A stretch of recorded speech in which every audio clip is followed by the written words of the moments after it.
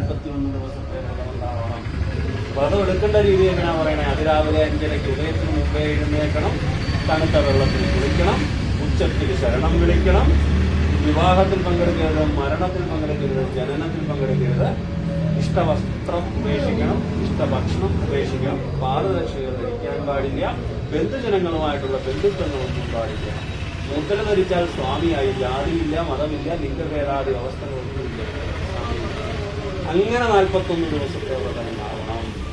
ശരിക്കും പറഞ്ഞാൽ ഏറ്റവും ത്യാഗം ശ്രമിക്കുന്ന കാലഘട്ടം 41 ദിവസം. വേണ്ടപ്പെട്ടതിനെയെല്ലാം ത്യജിച്ച് വേണം 41 ദിവസത്തെ വ്രതം എടുക്കേണ്ടത്. ഇതിന്റെ കാരണം പറയണത്, ഒരു വർഷാന്തര കാലഘട്ടങ്ങളിൽ എന്തെങ്കിലുമൊക്കെ ദുശീലങ്ങൾ നമ്മളിലേക്ക് വന്നു ചേർന്നിട്ടുണ്ടെങ്കിൽ ഈ 41 ദിവസം കൊണ്ട് അതിനെ വിശേഷം ഇല്ലാതാക്കാൻ പറ്റും. 41 ദിവസം ഒന്നിനെ നമ്മൾ കൃത്യമായിട്ട് ഫോളോ അപ്പ് ചെയ്താൽ അത് നമ്മളൊരു ശീലമായിട്ട് പോകും. ഒന്നിനെ അൺഫോളോ ചെയ്താൽ ശീലമല്ലാത്തൊരവസ്ഥയിലോട്ടാകും. അപ്പൊ ഇങ്ങനെ 41 ദിവസം വ്രതമെടുത്ത് സ്വാമി അയ്യപ്പൻ മഹർഷി വ്രതത്തിനായിക്കൊണ്ട് എങ്ങനെ കാട്ടിലേക്ക് പോയോ അതുപോലെ കഥകളൊക്കെ കേട്ടിട്ടുണ്ടാവൂലേ? അയ്യപ്പൻ എന്തിനാ അവതാരം എടുത്തേ? എത്ര കൊല്ലായി മലയോട്ടം തുടങ്ങിയിട്ട്? എത്ര പ്രാവശ്യം പോയി? ആരും പറഞ്ഞു തന്നിട്ടില്ല. മഹർഷി എന്ന് പറയുന്ന അസുര സ്ത്രീയെ ഇല്ലാതാക്കാൻ വേണ്ടിയിട്ടാണ് സ്വാമി അവതാരമെടുക്കുന്നത്. അയ്യപ്പൻ അവതാരം എടുക്കുന്നത് ശിവനും വിഷ്ണുവും ചേർന്ന് സംയോജിച്ച് അതിൽ നിന്നുണ്ടായ പുത്രനാണ് ഹരിഹരപുത്രൻ എന്ന് പറയാം. അപ്പൊ ഇവിടെ നമ്മളും പോകുന്നത് മഹർഷിയെ ഇല്ലാതാക്കാനാണ് പറയാം. മഹർഷി എന്ന് പറയുന്ന അവനവന്റെ ചിന്തയാണ്. ഇപ്പത്തെ മഹർഷി എന്ന് പറയുന്നത് നമ്മുടെ ഉള്ളിലുണ്ടാവുന്ന ചിന്തകളാണ്. നിങ്ങളെ ബാധിക്കുന്ന കാര്യമല്ല കേട്ടോ. നമ്മുടെ ഉള്ളിലുണ്ടാവുന്ന ചിന്തകളാണ് എന്നാ പറയാ. അപ്പം ഭഗവാൻ മലയ്ക്ക് പോയ അല്ലെങ്കിൽ കാനനത്തിലേക്ക് പോയ ശൈലി പറയണത്, 2 അറകമുള്ള മുനിസഞ്ചിയില് മുൻകെട്ടിൽ ദേവപൂജയ്ക്കുള്ള വസ്തുക്കളല്ല നമ്മൾ നിറച്ചതെല്ലാം അങ്ങനെ. ഓരോന്നിനും ശാസ്ത്രം. നമ്മളെ മുൻകെട്ടിലേക്ക് നിറച്ചു വെച്ചിരിക്കുന്ന ഓരോ വസ്തുക്കൾക്കും ശാസ്ത്രം പറയണ്ട. ആദ്യം നെയ്മുദ്രയിൽ കാണിക്കുക. നെയ്മുദ്രയ്ക്ക് സങ്കല്പം നെയ്യിനെ ജീവനായിക്കൊണ്ടും മുദ്രയെ നാളികേരത്തിനെ ശരീരമായിക്കൊണ്ടും. ശരീരമാകുന്ന നാളികേരത്തിലേക്ക് ജീവനാകുന്ന നെയ്യ് ശരണം വിളിയോടുകൂടി നടക്കണം. നിശ്വാസം വിളിച്ച് നടക്കണം. എന്നിട്ട് അഹങ്കാരത്തിന്റെ ഉടമയാകുന്ന ശിരസിലേക്ക്. എന്തുകൊണ്ടാണ് ഇരുമുടി തലയെ വെച്ചുകൊണ്ട് പോകാൻ പറയണേ? തോളെ വെച്ചുകൊണ്ട് പോയാൽ പോലെ. അഹങ്കാരത്തിന്റെ ഉടമയാകുന്ന ശിരസിലേക്ക് അവനവന്റെ ജീവനെ നാളികേരത്തിലേക്ക് നിറച്ച് ഞാന് എനിക്ക് എന്റേത് 3 ചിന്തകൾ എവിടെയുണ്ടാവുന്നു അവൻ അഹങ്കാരത്തിനടിമയാണ്. ആരുടെ ഉള്ളിൽ ഈ 3 ചിന്തകൾ? എന്റേതെന്നുള്ള അഹമെന്ന ഭാവമുണ്ടാവുന്നവനും ഇതെന്റേതാണെന്ന് എനിക്കുണ്ട് എന്നൊരു ചിന്തയുണ്ടാവുന്നു. ഞാനെന്ന ഒക്കെ അഹങ്കാരത്തിലെടുക്കുക. അപ്പൊ അങ്ങനെയുള്ള ആളുടെ ശിരസിലേക്ക് കാണിപ്പല്ലെന്ന് പറയുന്ന 1 വർഷത്തെ സമ്പാദ്യം എന്നാണ് പറയുന്നത്. 1 വർഷം, അതായത് മലയ്ക്ക് പോയിട്ട് വന്നാൽ അവിടെ ഒരു കുടിക്കോ കാണിക്കോ വെക്കണം എന്ന് പറയുന്നത്. അതിട്ട് നിറച്ച് അതെല്ലാം കൂടെ കൊണ്ടു കൊടുത്തൊരു തരി പൊന്നാക്കി വെറ്റിലെ അടക്കുകയും ചേർന്ന് ദക്ഷിണ കൊടുക്കുന്നത് കാണിപ്പൊന്ന്. അവനും മലരും ഈ മല ദൈവങ്ങൾക്കുള്ളതാണെന്നാണ്. മാളികപ്പുറത്താണ് ചെയ്യുന്നതെങ്കിൽ പോലും മല ദൈവങ്ങളെ പൂജിക്കാനായിരുന്നു അവനും മലരും വറപൊടി ചേർത്ത അവനും മലരും കൊണ്ടുപോകുന്ന ഒരു സങ്കല്പം അന്നുണ്ടായിരുന്നു. അപ്പം ഈ തരത്തിലെ കെട്ടുകളൊക്കെ നിറച്ച് നെയ്മുദ്രയൊക്കെ നിറച്ച് ഇരുമുടിയൊക്കെ തലയിലേറ്റി ത്യാഗം സഹിച്ചു പോകും അല്ലെ? ശരിക്കും ത്യാഗം സഹിക്കും. ഇന്ന് ത്യാഗങ്ങളൊക്കെ ഉണ്ടോ എന്നുള്ളത് സംശയമാണ്. അന്ന് ത്യാഗം സഹിച്ചാ പോയിരുന്നു. കാരണം കരിമല കയറിയ ഈ പെരുകെട്ടിൽ അരിയിടുന്നത് എന്തിനാ? അതിന് ശാസ്ത്രം പറയുന്നുണ്ട്. പോകുന്ന സ്വാമി തിരിച്ചു വരുന്നൊരു ഉറപ്പുമില്ല. വായിക്കരിച്ചിരുന്ന സങ്കല്പത്തിലാണ് 3 പിടി അരിയിട്ടുണ്ട്. അതായത് ബന്ധുജനങ്ങള് പണ്ട് കാലത്ത് അരിയിടുമ്പോൾ മുത്തശ്ശിമാരൊക്കെ നിന്ന് കരയും ഭയങ്കരമായിട്ട്.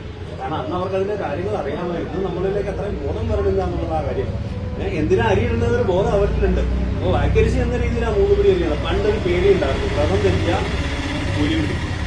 അതൊരു അച്ചിട്ടായിരുന്നു. വ്രതം തെറ്റി അവിടെ പുലി പിടിക്കുന്നൊരു പേടിയാണ്. കാരണം പണ്ട് വീട്ടിലൊക്കെ വെച്ചാൽ കെട്ട് നിറയ്ക്കണം. അന്നേരപ്പോഴേ കെട്ട് നിറച്ച് പുറത്തോട്ട് ഇറങ്ങുമ്പോഴേ ഫോട്ടോയും തിരിച്ചു വെച്ചൊരു നിലവിളക്കിലെ ഒറ്റ തിരി കൊടുക്കുന്നുണ്ട്. പോയിട്ട് തിരിച്ചു കൊടുക്കുന്ന തിരി അവിടെ അണയാതുണ്ടാവണമെന്ന് വിശ്വാസം. അണഞ്ഞു കഴിഞ്ഞ സ്വാമിക്ക് എന്തോ വലിയെന്നുള്ളതായിരുന്നു. അന്നത് സത്യവുമായിരുന്നു. ഇന്ന് പുലിക്ക് പേടിയാണ് നമ്മളെ. അന്ന് അപ്പോഴേ പിടിക്കും, നമ്മൾ പിടിക്കും. അത്രയും സാഹചര്യങ്ങൾ തമാശയാണ്. അത്രയും സാഹചര്യങ്ങൾ മാറിപ്പോയി. അപ്പൊ ഇങ്ങനെ ഇരുമുടിയൊക്കെ നിറച്ചുകൊണ്ട് പിൻകെട്ടിലൊക്കെ നടക്കുന്നതൊക്കെ നമുക്കുള്ളതാണ് ആരോ പറയുന്നത്. പിൻകെട്ടിൽ എവിടെയായിരിക്കും? പിൻകെട്ട് എവിടെ വെച്ച് കഴിക്കാൻ അത് നമുക്കുള്ള. പണ്ട് കാലത്ത് അരിയും ഭക്ഷണം വെക്കാനുള്ള സാധനങ്ങൾ പാത്രം വരെ വെച്ച് കെട്ടിക്കൊണ്ട് പോകുന്ന ചരിത്രം ഉണ്ടായിരുന്നു. അപ്പം അത് പിൻകെട്ട് എവിടെ അടിക്കാന്ന് പറയാം. അപ്പൊ ഇങ്ങനെ ത്യാഗങ്ങളൊക്കെ സഹിച്ച് കരിമല താണ്ടി നീലിമല താണ്ടി ഒമ്പയൊക്കെ കടന്ന് 18ാം മണിക്ക് ചുട്ടിച്ചെല്ലുമ്പോൾ അവിടെ എഴുതി വെച്ചിട്ടുണ്ട് തത്വമസി.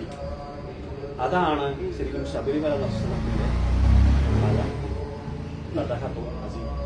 നീ എന്തിനെ തേടുന്നുവോ അത് നിന്റെ ഉള്ളിലുള്ളത് സ്വാമി തന്നെ. അയ്യനെ കാണാൻ എന്നെ കാണാൻ നീ ഇങ്ങോട്ട് പോരണ്ട, ഞാൻ നിന്റെ ഉള്ളിലുണ്ട്. അപ്പൊ പിന്നെ എന്തിനാ പോണേ? ഇതിനെ എത്രയും ത്യാഗം സഹിച്ചു മല പോണേ.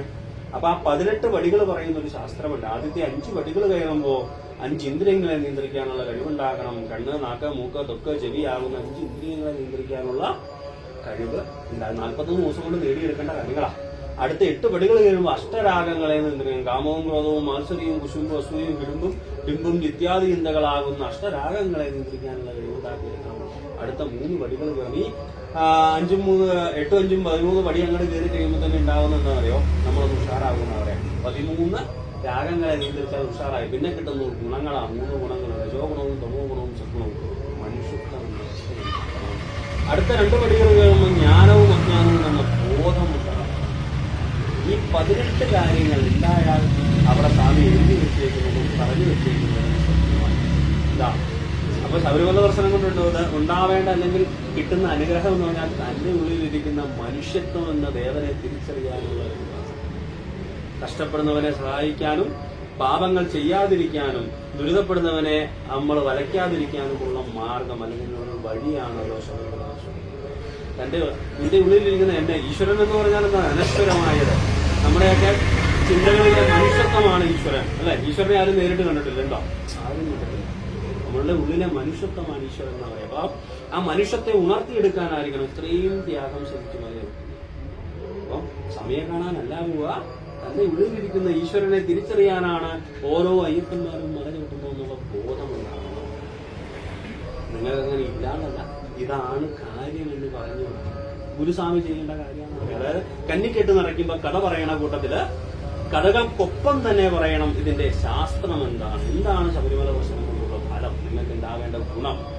ഇപ്പം എല്ലാരും പോകുന്നുണ്ട്, ഞാനും പോകുന്നുണ്ട്. എന്തിനാ പോകുന്നത്? അയ്യപ്പനെ കാണാൻ പോവാ. അയ്യപ്പനെങ്ങടും പോവോ? ഇവിടെ ഇല്ലേ അയ്യപ്പൻ? എന്ത് കണ്ണടച്ച് പറഞ്ഞാൽ കണ്ണിനുള്ളിൽ കാണാൻ പറ്റും അയ്യപ്പനെ. പിന്നെ എന്തിനാ അത്രയും ത്യാഗം സഹിച്ച് നീ മലയ്ക്ക് പോകുന്നതെന്ന് ചോദിക്കുന്നുണ്ടാവുന്ന ഒരു ആൻസറാണ്. തന്റെ ഉള്ളിലിരിക്കുന്ന മനുഷ്യത്തെ തിരിച്ചറിയാനാണ് ഓരോ ഭക്തനും മല ചവിട്ടേണ്ടത്. 3 കാര്യങ്ങളാണ്: ഭയം, ഭക്തി, വിശ്വാസം. ഈ 3 കാര്യങ്ങൾക്ക് പ്രാധാന്യമുണ്ട്, എപ്പോഴും ഉണ്ടായിരിക്കണം. ശ്രദ്ധിച്ചാൽ മതി. ഒരു ആവതും ഇല്ലാത്തവനൊക്കെ ശരണം വിളിച്ചിട്ട് അതുപോലെ മല ചവിട്ടും. ആവതുള്ളവരൊക്കെ അതും പാടി പമ്മി കയറി പോകുന്ന അവിടെ ഭക്തി എന്നുള്ള ബലമുണ്ടെങ്കിൽ ആരോഗ്യം ആവശ്യമില്ല ശരീരത്തിനെന്ന് പറയും. ഭക്തി എന്നതിന്റെ നൈർമല്യം ഇല്ല എന്നുണ്ടെങ്കിൽ എത്ര ആരോഗ്യവാനും ഇഴഞ്ഞേ കയറും. ഇതാണ് മലയുടെ ഫലം പറയുന്നത്. ശബരിമലയുടെ പ്രത്യേകതയാണ്. അപ്പൊ എന്തുകൊണ്ടാ കാട്ടിപ്പോയിരിക്കണേ? ഇവിടെ അങ്ങനെ ഇരുന്നാ പറയുന്നത് അല്ലെ? എന്തുകൊണ്ട് ഇങ്ങനെ ആയില്ല? അവിടെ ഇതൊക്കെ ചിന്തിക്കേണ്ട കാര്യങ്ങൾ. എന്തുകൊണ്ട് ഇങ്ങനെ ആയില്ല? ഇത്രയും സിറ്റികൾ വികസിച്ച് വന്നപ്പോ എന്തുകൊണ്ട് അവിടെ വികസിച്ചില്ല? ഇങ്ങനൊരു തീരുമാനമാക്കി വെച്ചിട്ടുണ്ട്. ഇത്രയും സഹിച്ചേ നീ വരാവൂ. അപ്പൊ നിന്നെ ഈ ഒരു കാലഘട്ടം കൊണ്ട് നീ ചെയ്ത പാപങ്ങളൊക്കെയും കഴുകിക്കളഞ്ഞു വരണം. അപ്പൊ ഇത്രയൊക്കെ ത്യാഗം സഹിച്ച് ഈ 18 രാഗങ്ങളെയൊക്കെ നിയന്ത്രിച്ച് മുകളിൽ കയറി ചെന്ന് നാളികേരം ഉടച്ച് സ്വാമിയിലേക്ക് നെയ്യ് അഭിഷേകം ചെയ്യുമ്പോ നെയ്യ് അഭിഷേകം കണ്ടിട്ടുണ്ടാവുമല്ലോ അല്ലെ?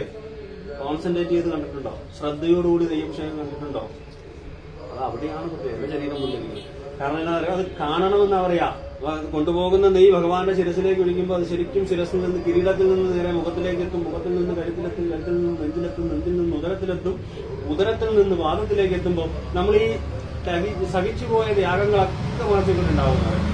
ഭക്തി നൈർമല്യമാണ് ഈ 2 തുള്ളിൽ നിന്നെങ്കിലും വരുന്നത്. കാരണം അത്രയും ത്യാഗം ഇത് കാണുന്നതോടുകൂടി ഭാവമുക്തി അവിടെ ഉണ്ടായി. പിന്നെ ജീവൻ പോയ നാളികേരം, ശിവൻ പോയാൽ ശവമായി എന്നാ പറയാം. അപ്പൊ ജീവനാകുന്ന നെയ്യ് സ്വാമിയിലേക്ക് ലയിച്ചു കഴിഞ്ഞാൽ പിന്നെ നാളികേരം ജഡമായി. അത് നേരെ മഹാ ആഴിയിലേക്ക് ഭയങ്കരമായിട്ടുള്ള തത്വങ്ങളാണ് പറഞ്ഞിരിക്കുന്നത്.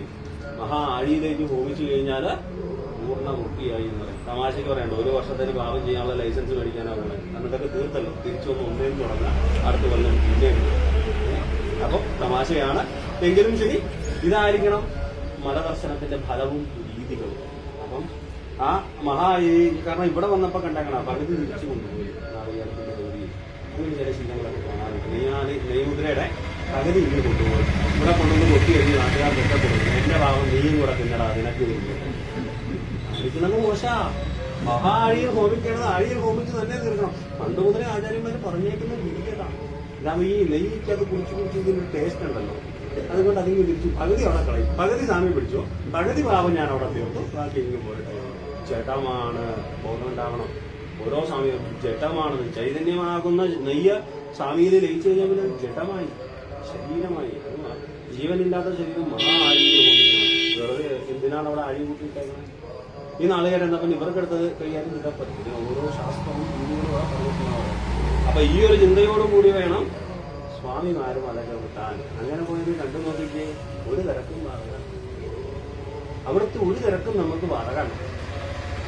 സുഖമായിട്ട് അയ്യപ്പം കൊണ്ടുപോയി ഭക്തി ഉണ്ടാവണം കേട്ടോ ഉള്ളില്. അങ്ങോട്ട് വരുമ്പോൾ ഈ സ്വാമി എന്താ ഇങ്ങനെ നിൽക്കുന്നത്, അയ്യോ ഞാൻ മടുത്തേ, ഇങ്ങനെയൊക്കെ പറഞ്ഞ് ഒരു കാര്യം അവിടെ നടക്കുക. സ്വാമി പറയാം എന്നാൽ ഇത് ഇറക്കം വന്നാൽ മതി, അവിടെ നിൽക്കുക, മടുത്തൊക്കെ മാറിയിട്ട് വന്നാൽ മതി. ഒരേ മനസ്സോടുകൂടി ഒരേ ശരണം വിളിയോടുകൂടി കയറി പോകാം. അപ്പം ഈ ഒരു ചിന്തയോടുകൂടി മല ചവിട്ടിയാല് പൂർണ്ണമായിട്ടുള്ള അനുഗ്രഹം ഉണ്ടാകുമെന്നുള്ളത്. അപ്പം ശബരിമലയ്ക്ക് പോകേണ്ട കാരണവും കാര്യവും ഇതാണ്. തന്നിൽ നിൽക്കുന്ന ദുശ്ചിന്തകളെയൊക്കെ ഇല്ലാതെ, മഹർഷിയാകുന്ന ദുശ്ചിന്തകളെയൊക്കെ ഇല്ലാതാക്കി തന്റെ ഉള്ളിലിരിക്കുന്ന ഈശ്വര ചൈതന്യത്തെ തെളിച്ചെടുക്കാനാവണം ഓരോ ഈ ഒരു ചിന്തയോടുകൂടി മല ചവിട്ടുക, സ്വാമിയെ കണ്ടു തൊഴുക, നെയ്യഭിഷേകം കണ്ടു തൊഴുക, പൂർണ്ണ അനുഗ്രഹവും